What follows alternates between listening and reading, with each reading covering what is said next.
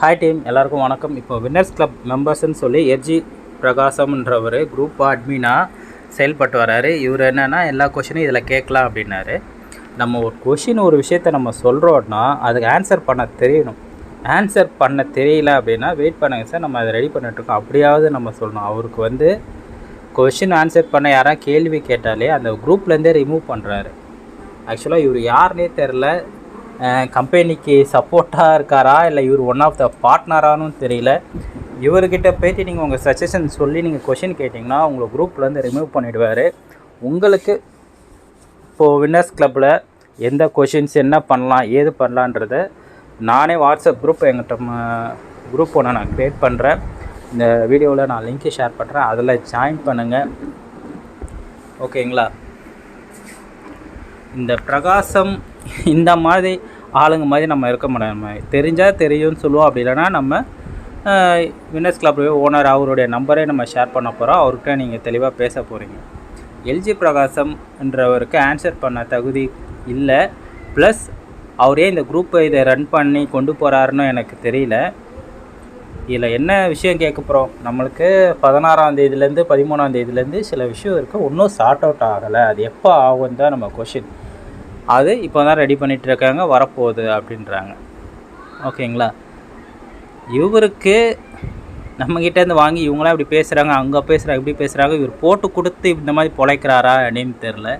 இவர் one of the பார்ட்னரா என்னன்னு தெரியல.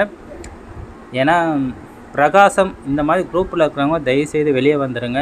இவரை நம்பாதீங்க.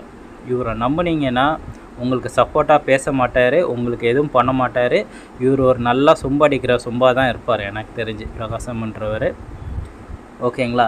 இவருக்கு ஒரு கொஷின் ஆன்சர் பண்ண தெரியலன்னா அப்போ எதுக்கு இவர் குரூப்பை க்ரியேட் பண்ணணும்? இந்த குரூப்பே டெலீட் பண்ணிட்டு போயிடலாமே. அந்த எலிஜிபிலிட்டி கிடையாது. ஓகேங்களா? இதுதான் நான் சொல்லிக்கிறேன். இந்த குரூப்புக்கு இன்னொரு வாட்ஸ்அப் குரூப் க்ரியேட் பண்ணுறேன். அதில் நீங்கள் உங்களுடைய தெளிவான இது எல்லாத்தையுமே நீங்கள் ஷேர் பண்ணலாம். இது மாதிரி இருக்குது சார், அது மாதிரி இருக்குது சார்.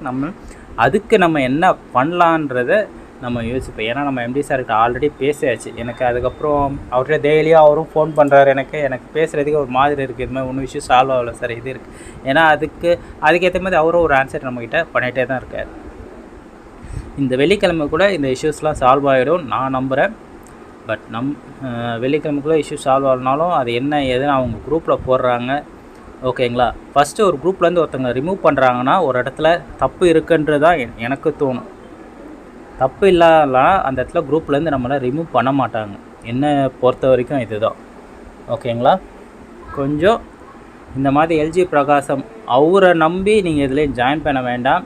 ஏன்னா அவருடைய பாக்கெட் மணியை தூக்கிட்டு அவர் போயிடுவார், உங்களெல்லாம் முட்டாளாக்கிட்டு போயிடுவார். அதுதான் நடக்க போகுது. ஏன்னா இப்போது நடந்ததை நான் சொல்கிறேன். நம்ம ஒரு கொஷின் கேட்குறோம், அதுக்கு ஆன்சர் பண்ணவே முடியல. ஆன்சர் பண்ணுறாரோ இல்லையா, எதுவோ பண்ணியிருக்கலாம். ரிமூவ் பண்ணுறதுக்கு இவர் எதுக்கு இதுக்கு ஆரம்பிக்கிறாரு? தப்பு இல்லையா? அப்போ இவர் மேலே ஏதோ தப்பு இருக்குன்னு தான் எனக்கு தோணுது. தயவுசெய்து இந்த மாதிரி ஆளுங்களை நம்பாது ஏமாறாதீங்க. தேங்க்யூ.